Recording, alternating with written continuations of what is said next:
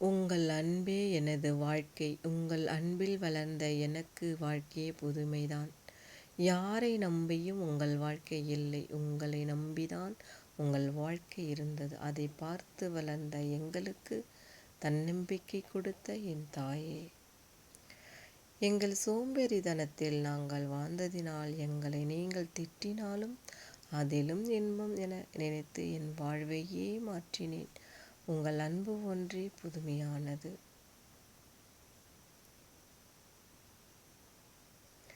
நமது வாழ்க்கைக்கு தேவை நிம்மதியான உறக்கம், நல்ல உணவு, நல்ல வேலை, தங்கும் இடம், வசதி, நம்மை சுற்றி இருப்பவர்களை மகிழ்ச்சியாக வைத்திருப்பது. நம் வாழ்வில் நமக்கு என்ன வேணும்னாலும் நடக்கலாம், ஏது வேணாலும் நடக்கலாம். ஆனால் நமக்கு உதவி தேவை அல்லவா? ஆதலால் ஒரு நல்ல நட்பு. முன்பிருந்த மக்கள் வாழ்க்கையில் உழைப்பை நம்பி மட்டுமே வாழ்க்கை தொடங்கினார்கள். யாரையும் குறை கூறுவதும் இல்லை, யாரிடம் வருத்தம் தெரிவித்து நேரத்தை வீண் செய்வதும் இல்லை. எல்லோர் வீட்டுக்கும் பின்புறம் தோட்டங்களும் துறவுகளும் இருந்தன. ஒவ்வொரு மனிதர்களும் விவசாயம் செய்திருந்தார்கள். வீட்டுக்கு வீடு இப்போ எப்படி இருக்கிறது? இல்லைதானே என என் வீட்டில் விளைவது உனக்கு கொடுக்கிறேன், உன் வீட்டில் விளைவது எனக்கு கொடு என்றெல்லாம் வாழ்ந்திருந்தார்கள். ஒரு சிலர் யாருடைய உதவியும் எனக்கு தேவையே இல்லை என்று தன்னம்பிக்கையோடு வாழ்ந்தார்கள். நம்முடைய பிறப்பே கஷ்டப்பட்டு உழைத்து சமைச்சு சாப்பிடுவதுதான். இதற்கு நாம் கஷ்டம் என்று நினைத்து விட்டால் நம்மளை நாம் தாழ்த்தி கொண்டு, ஐயோ நான் மட்டும் கஷ்டப்படுகிறேன் என் வாழ்க்கையில் என்று தவித்து கொண்டு வாழ்ந்து கொண்டிருக்கிறோம். வாழ்க்கையை ஒருவர் கஷ்டப்பட்டு பிறருக்கு நம் உழைப்பில் கிடைக்கும் பொருளை எடுத்து கொடுத்து மகிழ்வதில்தான் இருக்கிறது. மகிழ்ச்சி உழைக்காமல் எந்த பொருளும் வீட்டுக்கு வருவதில்லை.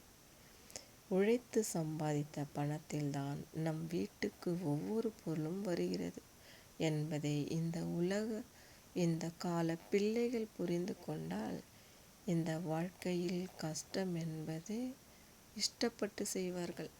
சில பிள்ளைகள் வளர்ந்த பிறகு தாய் தந்தையருக்கு உதவியாக இருப்பார்களா என்ற நம்பிக்கையில்தான் நம் வாழ்க்கை நகருகிறது. தவிர கஷ்டமே படாமல் வாழ நினைக்க முடியாது. ஒருவன் நம்மை கேள்வி கேட்கிறானா, அப்பொழுதுதான் நம் செய்யும் தவறு என்னவென்று புரிய வரும். கேள்வியே கேட்கவில்லை என்றால் நாம் செய்யும் தவறு என்னவென்று புரியாமல் போய்விடும்.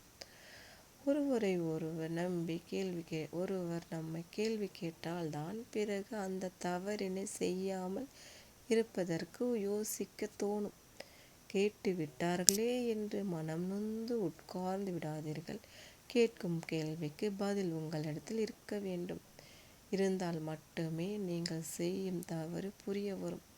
கேள்வி கேட்கும் மனிதர்கள் இருக்கும் வரைதான் நாம் தவறுகள் என்னவென்று புரிந்து அதை சரி செய்து நம் வாழ்க்கையில் நல்ல வாழ்க்கை வாழ்ந்துவிட்டு போக முடியும். கேள்வியே இல்லாமல் இருந்தால் தவறு மேல் தவறு செய்து அதற்கு நாம் 2 மடங்காக செலவுகளும் நேரிடும். நல்லது கெட்டது தெரிந்து கொண்டு நேருக்கு நேர் முகத்துக்கு முகம் பேசி முடிவெடுக்க வேண்டும். நான் ஏன் பேச வேண்டும்? வாழ்க்கைக்குள் என்று மட்டும் சொல்லி உங்களையே நீங்கள் தனிமைப்படுத்தி கொள்ளாதீர்கள். அது நிம்மதியற்ற வாழ்க்கை. தனிமை ஒரு வெறுமைதான், எப்பொழுதும் மகிழ்ச்சி தராது.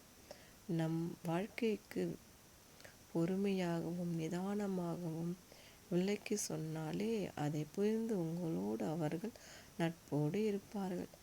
எப்பொழுதும் நிதானமாக பேசி பழக கற்றுக்கொள்ளுங்கள். எல்லோருடைய வாழ்க்கையிலும் பல கஷ்டங்களும் இன்னல்களும் பல தொல்லைகளும் உண்டு. இதையெல்லாம் கடந்துதான் வருகிறார்கள். புரிந்து கொண்டு வாழ்க்கையை நல்ல விதமாக நடந்து கொள்ளுங்கள்.